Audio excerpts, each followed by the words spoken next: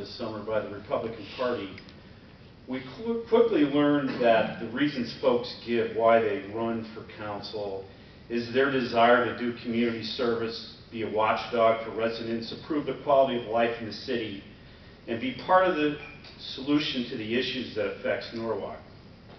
These are all laudable statements, but the fact is when you run for office and actually being elected, it takes a lot of time and effort, money, unfortunately, and extremely thick skin, as folks who disagree with you will do anything they can to beat you down. Now, I've been a resident of Norwalk for 26 years this month. I've been married to my wife, Jean Marie DePamplis, for 35 years. She's a lifelong resident, having grown up in both South Norwalk and Rowayton. We've raised our 3 children here in the city who are all products of our local school system. Each has graduated college, and we can happily say that because of their education, they're following a career path that are as diverse as the population of the city of Norwalk. Now, during my time in Norwalk, I've served as president of the West Norwalk Association, spent 7 years on the zoning commission, including 3 as chairman, and 4 years as a member and chairman of the Oak Hills Park Authority.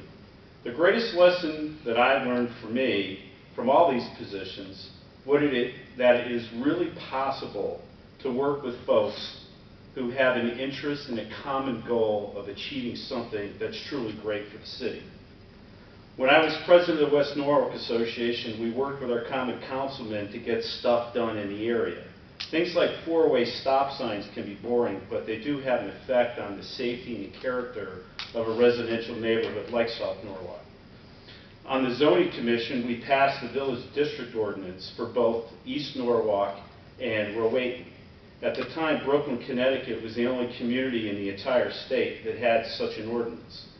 You will note that the architectural review that is part of that ordinance, part of the zoning regulations, have had a major impact on Rowayton Center. Anything that's been built or redesigned down there, when it has gone through the zoning commission, has its own separate architectural review, and that's the only area that in East Norwalk that occurs. Now at Oak Hills, we made major changes in the operation of the facility, bringing it into the 21st century. The master plan that we wrote not only addressed the physical shortcomings of the park, but also addressed operational management and the marketing challenges. A lot of the changes that we implemented, folks really were unaware of, whether it's bringing in automated reservation system, bringing state-of-the-art carts in, digital marketing. These are all things that were done before, and we made great changes there. The $1.5 million grant that we obtained allowed us not only to improve the golf experience, but also allowed us to create the aforementioned Great Lawn and to recapture the old fountain garden. These are both tremendous assets for the city of Norwalk, because not only do you have a place to meet, you've got beautiful walking trails, but there is a beautiful event area with the fountain gardens. Professionally, I have been in the commercial real estate finance business since I graduated college in 1981. I attended the University of Connecticut. I work in New York City. I think that Norwalk is one of those towns that has been able to take advantage of a lot of things that a lot of communities state have not been able to.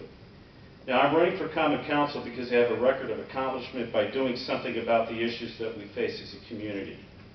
I want you to know that if I am elected with all your help, that I will be your voice on the common council, and I'll listen exactly what you have to say. I'm going to fight for a strong plan of conservation and development. I'm going to make sure we hold the line on taxes to make sure that the reval that's coming next year is properly implemented and all the property owners are treated the way that they're supposed to be. And finally, I want to make sure that we bring proper management in government with initiatives that reduce wasteful spending and improve business practices. The fact is, I don't think Norwalk has a revenue problem. I think we have a spending problem. So I look forward to your support, and thank you very much.